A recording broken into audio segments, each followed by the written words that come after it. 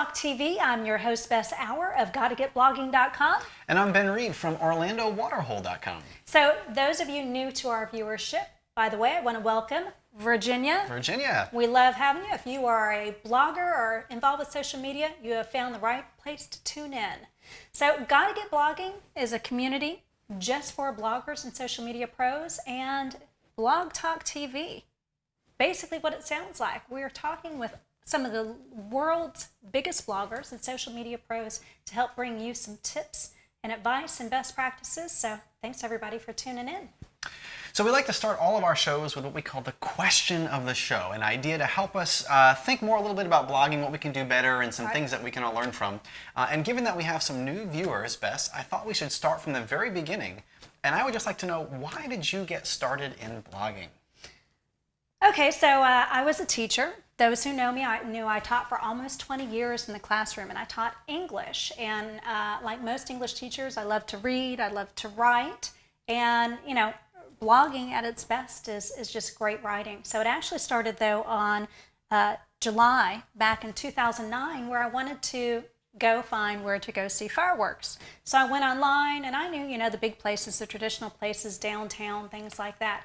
But I thought, why do I have to go to 17 different websites to find where to see fireworks in my community? So we actually started the Central Florida Top 5, where we listed the 5 places to see the fireworks, the 5 best races coming up.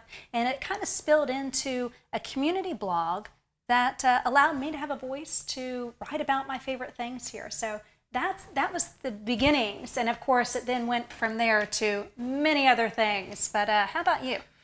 So I started May of 2007 with an intention of writing to keep in touch with friends and family. So I was traveling on business to South Africa for 5 weeks, and I just wanted to be able to connect with my family, let them know that was what was going on. And it was a lot of fun. People enjoyed reading about the story, so I eventually became a travel blogger and pursued that for a number of years until I wanted to talk a little more about some local things, and so started a podcast that I have today. So if you want to let us know how you got started with blogging, because really everybody's new to blogging. Everybody is new to it. Nobody, it was nobody's first job unless you were just right now a teenager or out of college. So let us know what you were doing beforehand, and then how it got into it. In fact, today's guest was an attorney before he got into blogging. So we'll learn all about that in a little bit. So you can tweet your answer to the question of the show to @BlogTalkTV. So send us on Twitter, and we'd love to know how you got started and why you got started in blogging. And speaking of getting started, so I read this article that lists all these, like the 50 top bloggers in the world, and their number one tip for new bloggers, what would it be? And the vast majority said start your email list soon. Start it immediately. Even if you don't think anybody's going to sign up, start building your email list. And I know how important that is. I know you know how important that is, especially with the declining reach of Facebook. Email goes right to their inbox. So we've got a great video on how to help build your email list. So let's take a look. So growing your email list can be pretty darn challenging. And we've seen all sorts of things, from those annoying pop-ups on blogs to the sign up in the sidebar. But check out this one that I just ran across. So I was looking at an article, why 10% of the population hates cilantro and the rest doesn't know any better. Well, I'm one of those 10%, so that caught my interest anyway. So as I was scrolling down reading all the science behind why I don't like cilantro, I got to the very bottom. Check it out. Once a week, I come up with advice on how to make scientific presentations more awesome. Sign up for the newsletter to get an email with next week's post. And right there is the sign up.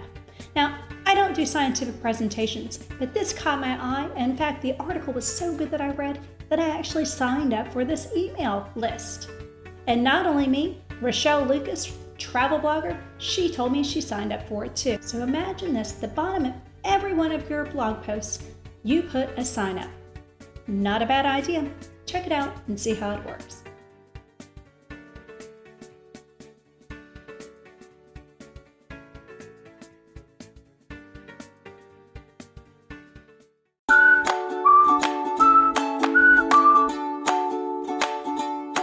Welcome back, and we are joined with Lou Mongello, who was an attorney who quit his day job to move to the happiest place on earth. He's a blogger, award-winning podcaster, featured speaker, TV personality, and best-selling author. Yay! Welcome, Lou. Thank you guys for having me. Excited to be here.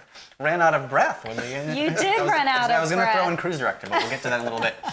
So, Lou, you podcast at WDW Radio. So let's just begin with, what is a podcast for those that aren't familiar, and why did you choose podcasting over the written form of blogging to talk about Disney? So podcasts are basically talk radio, sort of online content that you can subscribe to for free. And as new episodes are released to the shows and the content that you want, it's automatically downloaded to your computer or your mobile device. Going back nearly almost 10 years now, I had written a book, I had a website, and when this new technology called podcasting was coming down the pike, I realized that the spoken word was so much more powerful than anything that I could write, not knowing if anybody would find it or be able to listen to hear me talk about Disney World for an hour or so a week. But it's quickly become the most important part of what I do. Don't you think there's something just personal about somebody's voice versus the written word or even video doesn't quite have the same intimate feeling, I don't think. Yeah, I'm a huge proponent of this medium because it is so intimate, it is so personal. Nothing else lets you capture a listener's attention. You become part of their routine, whether it's at the computer, at the gym, or in the car on the way to work. And you've said many times before that, in the field of blogging, there's like millions and millions of people that are blogging, but the amount of people that are podcasting, much, much smaller, so you can really stand out. Absolutely. There's a great opportunity right now to become a very big fish, potentially in an ever-growing pond. But the ratio of bloggers to podcasters is exponentially greater. So if you're a blogger that wants to maybe experiment with podcasting, how can you go about doing it without investing in a lot of software and equipment and really diving in all the way? You hit it right on the head. Realizing, number one, you don't need thousands of dollars of equipment to do it. You can basically podcast right from your phone. You can record, edit, and upload from your phone. From your phone? From your phone. Wait. From your phone? From your phone. There's software, there's technology, there's external microphones. I basically have sort of brought down my package. If I'm out in the field, I can just basically take my phone and do everything I need to from there. That's amazing. Yeah, even from your computer, there's software that's free. You can use your computer's microphone. Just get started creating content. Worry about the technology and the equipment later. Is it a lot harder to podcast versus write? Yes, it's a little bit harder because there is a little bit more of a process in order to produce the show and get it uploaded. But once you start to do it, it's like riding a bike. It's very simple. Yeah. Now you've been doing this now for, you said 10 years almost? Yeah. So over when you think about that span of time, what have been some of your favorite podcasting memories? So the lawyer answer, I'm still a recovering attorney, is really, it's been about the people. It's been the people that I've met. Opportunities like this would never have come along if I was still a lawyer in New Jersey.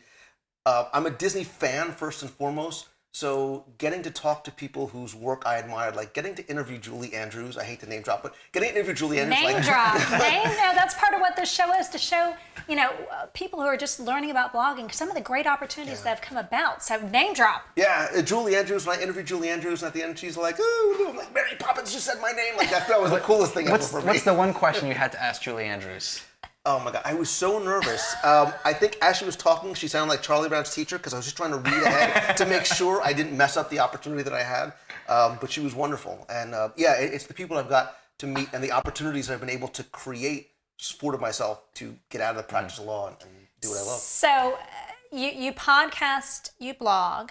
You've also, though, diversified. You're not just a podcaster or blogger. You've had a book come out. Tell us a little bit about your book. Yeah, I really believe in the be everywhere philosophy. I think that you need to create content in the way that people are most comfortable consuming it. So you may prefer to read a blog. You may like 2 or 3 minute videos. Other people want, audio content. So I do audio, video. I blog. I do live broadcasts every week. And really what I love doing too is in-person events. I think we're so busy doing this on our phones that we forget about the face-to-face interaction. So I think you need to take stuff offline to meet the people that enjoy your stuff too. So we actually have a clip, one of your Disney in a Minute video series. So let's take a look at it.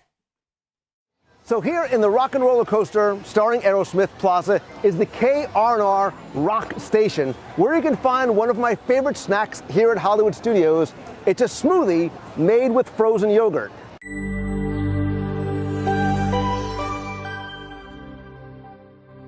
The smoothies are $4.49 plus tax and come in strawberry, banana, strawberry banana, orange pineapple, and mango. I went with strawberry and banana because it's fruit and yogurt, which by my definition makes it healthy. Your smoothie comes with a straw, but you can use a spoon. Because it's a drink that eats like a meal. Again, it's $4.49. It's cold, it's refreshing, especially on a hot day like today. One of my favorite snacks here at Disney's Hollywood Studios. What's yours? And have you ever tried the smoothie? Leave your answer in the comments below. I'm Lou Mongello. Thanks for watching. That's good.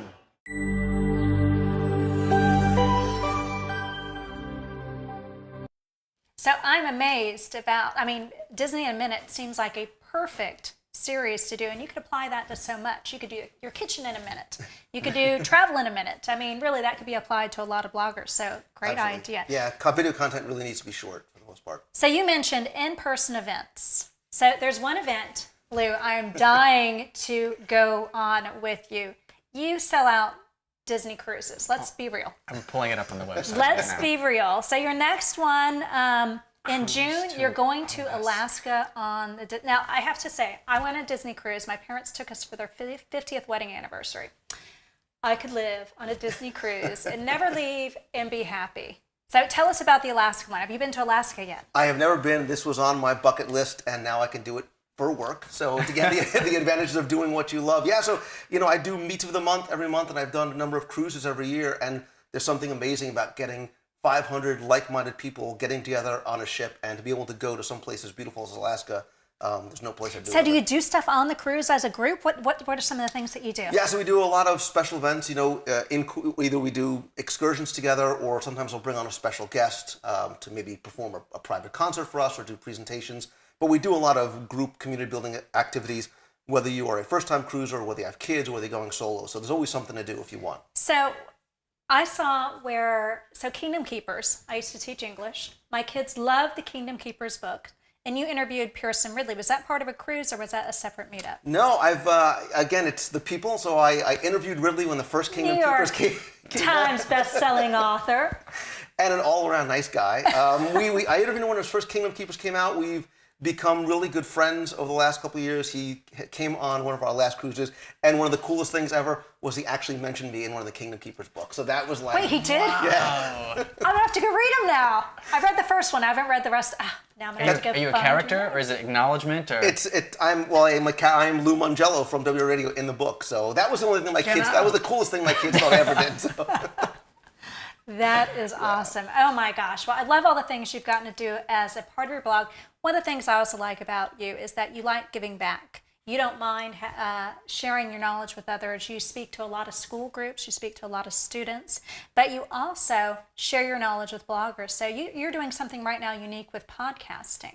Yeah, I really do want to help answer that question, like how do I get into podcasting, or how do I take my podcasting and turn my passion into my profession. So I did start doing a mastermind group and one-on-one coaching. Rather than creating a course where I sort of just push out content, you can't ask a course a question. You can't talk to a course about ideas. And we as entrepreneurs or solopreneurs sometimes need other people to bounce ideas off of and to be accountable for it too. So where can they find information about that? They can just go to loumongello.com. Okay, excellent. Wow, I'm just amazed. And this guy knows his stuff.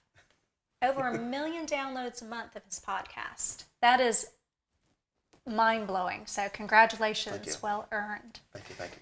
So quickly changing courses from podcasting, our next blog tip comes from Katie Widrick, who is also one of Lou's very big fans.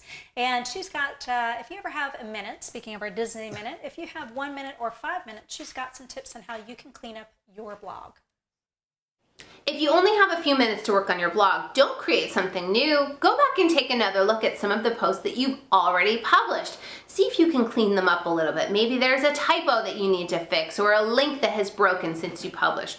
Perhaps you have a new photograph or a new graphic that's appropriate to drop in. Maybe there's an update on information that you didn't have at the time but is still relevant and interesting to your readers. Just taking 5 minutes to refresh some of your posts can really do as much good as creating a brand new post. For more blogging tips, head to katiewidrick.com.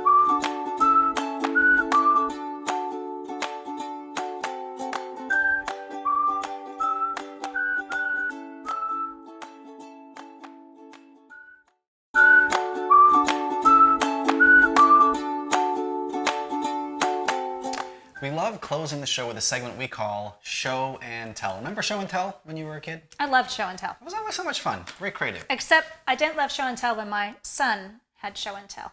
Because? Well, second grade, they were supposed to take a pet in. You see where this is going, don't you? Kids, they do the darndest. So wait, things. indulge me. Okay, so for you viewers at home, you can't see I've got a huge Great Dane over there and this little tiny Yorkie running around under the crew's feet. And I've got 2 cats inside, but when my son was small, we had all sorts of pets. We had chinchillas, we had flying squirrels, we had hamsters, we had everything. And so he kept signing up to bring in an animal for show and tell. And at that time, we had 2 wine runners that hunted anything they could see.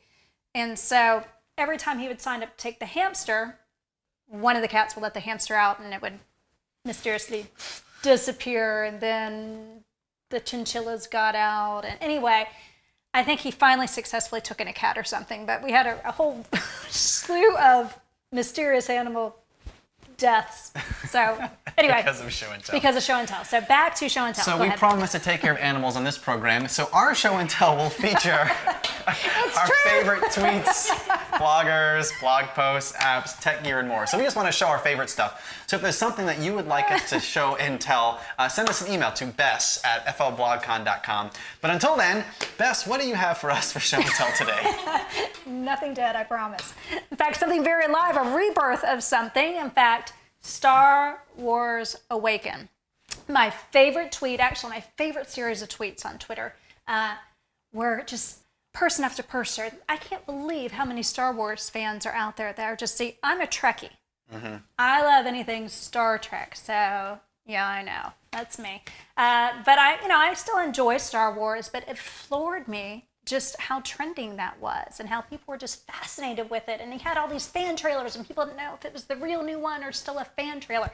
So it was really kind of cool to see that whole take place over social media. You know, social media has changed the way that movies are released. In fact, Lou is a great example of that, how integral he is with Disney and things that happen at Disney. So he'll be doing the whole tour of going out to California, then the Star Wars days down in Orlando.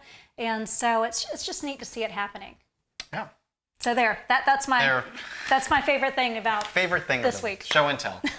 So I've got something, a lot of bloggers do list posts, right? We all love a good list post because they're easy to do, but there's sometimes some criticism about list posts and that, how can you really know what the best things are? Do you really have that kind of authority? Have you seen everything to be able to pick the 10 best things? But there's this guy called Lee Abamonte. His name is Leeabbamonte, leeabbamonte.com. And he has the record. He is the youngest American to visit every single country in the world. How many countries are there in the world? I think there's about 197-ish, give or take. It depends on how you measure what is a country. How old is he? Do you know? I don't know, but he's not very old. But if there's anybody that's been anywhere, it's been him. And he actually creates a bunch of lists. This one we're looking at is the 30 best islands in the world. But what I like about it and what bloggers can take away from this is he actually gives the criteria for how he chose in this case, the islands of the world, the criteria for choosing what makes the best list. So private islands don't count. He has to have been at least one time on the island and spent at least one night or two days on the island. So cruises don't count. So wait, this means he has been to at least 30 islands. He's been to at least 30 islands. Well, he's been to a whole lot more than that. But I think what it does is it gives a level of credibility and authority to a blogger. So the next time you're doing a list post, the 10 best things you should get when you shop for whatever holiday, or my 10 favorite foods or whatever, is what is the criteria that you're judging this on to help the reader make a better informed choice, just to understand the background, and I think makes his post a little more authoritative and credible. So Besides beautiful with the pictures. Do you know what this post tells me? What's that? That I don't travel nearly enough. I mean, these are gorgeous, his pictures. So you travel a lot and used to have a travel blog. Mm-hmm. How many countries? The last count, if you count the United States, 24. So 23 You don't if you count don't the United States? So 23. Well, maybe you There's do. a lot to see in the United States. There's a lot to see. 23. That's is. without the United States. Yeah, I'm nowhere near that. So what has been your favorite country to visit? Yeah, it's a very tough question. It's always the country I haven't visited. That's the favorite one, the one to look forward to. Is that a non-answer? That's a non-answer. You most recently went to. Peru, and I'd say there were some highlights. Every country has some highlights here and there. I liked your llama pictures. Thank you. So Thank you're you. coming full circle back to the animals. But in any event, more to come on our travels. and You got that, did you? So thanks everybody for tuning in this week. This is going to wrap up this week's episode. We are thrilled that we have our new viewers in Virginia. Thanks guys for tuning in. And you can find me on gottagetblogging.com. And you can find me at orlandowaterhole.com and available on iTunes to download. Yeah, absolutely. We'll see you next time.